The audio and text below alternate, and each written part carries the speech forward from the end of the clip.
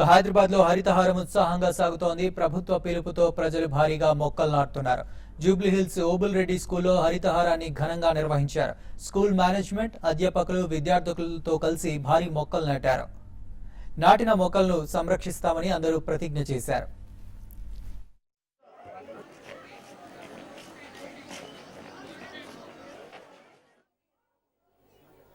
Durgabai Deshmukh P Obul Reddy పాఠశాల చైర్మన్గా ఈరోజు ప్రభుత్వం వారు అనౌన్స్ చేసిన హరితహారం ప్రోగ్రాంలో పాల్గొనడం నాకెంతో సంతోషంగా ఉంది.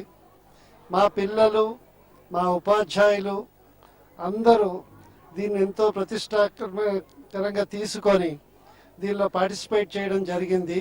I want to plant more and more trees because if plants are not there, we are only not there. Because they provide us oxygen and they are helpful to us. They are helpful to us in many ways. Great event conducted by the state government on behalf of State Bank of India PPP Jubilee Hills. We are bankers to you, this great institution.